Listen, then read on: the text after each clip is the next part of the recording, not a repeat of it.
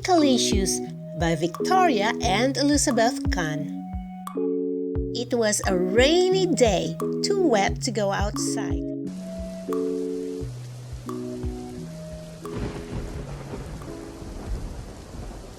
Mommy said, "Let's make cupcakes. What color do you want?" "Pink," I said. "Pink, pink, pink." Mommy put in some pink. "More!" I cried. "More, more, more!" I gobbled up a couple of cupcakes while Mommy and I frosted them. They were so yummy and they were pinkalicious. I offered one to Peter, my little brother, but he is very picky and didn't want to eat his, so I ate it. "Please, Mommy, can I have just one more?" I begged when I woke up from my nap. "You get what you get and you don't get upset," she said. But I got very upset. After dinner, I ate more cupcakes. Then I refused to go to bed. "Just one more pink cupcake and I'll go to sleep. I promised." Daddy waved a tired finger at me. "You have had enough." The next morning when I woke up, I was pink. My face was pink, my hands were pink, and my belly was the color of a sunset. Daddy thought I had played with markers, so he gave me a bath. The pink did not come off. My hair was the color of raspberry sorbet. I cried because I was so beautiful. I even had pink tears. I put on my pink fairy princess dress and twirled in front of the mirror while Mommy speed dialed the pediatrician. "I'm Tinkerbell, look at me, I'm Tinkerbell," I sang. Mommy grabbed her purse. "Just one more cupcake, please, just one more." I yelled on the way out the door. Mommy took me right to the doctor's office. Dr. Wink looked at me and said, "You have a very rare and acute case of pinkititis."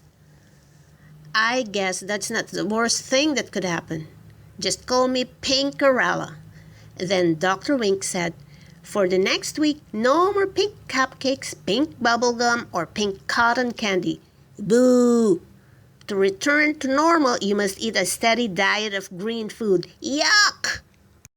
On the way home, we stopped at the playground. My friend Allison was there, but she didn't see me because I blended in with the pink peonies. When I waved to Allison, a bumblebee landed on my nose. "Buzz off! I am not a flower," I scolded the bee. Soon, I was surrounded by bees, butterflies, and birds.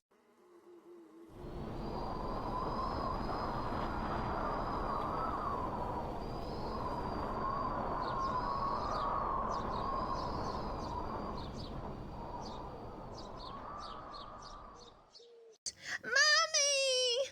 I cried. "Please take me home." When we left the playground, I asked Mommy if I could eat another pink cupcake when we got home. "Don't you remember what the doctor told you?" she said. "No more cupcakes!" Peter tugged at my pigtails. "I wish I were pink like you," he said. He was green with envy.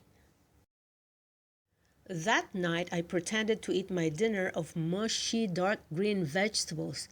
After everyone went to sleep, I sneaked into the kitchen, climbed onto a chair, and reached on my tippy toes to the top of the refrigerator where Mommy had hidden the cupcakes. I took just one more pink cupcake and ate it. Then I licked the pink cupcake wrapper clean. When I woke up in the morning, I felt different. I ran to the mirror and peered at my reflection. I was a deeper pink than I had ever seen.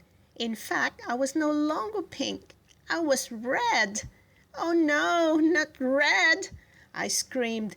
I didn't want to be red. I should not have eaten that pink cupcake last night. I wanted to be myself again. I knew what I had to do. I opened the fridge, held my nose, and squeezed a bottle of icky green relish onto my tongue. I ate pickles and spinach, olives and okra. I choked down artichokes, gagged on grapes, and burped up Brussels sprouts.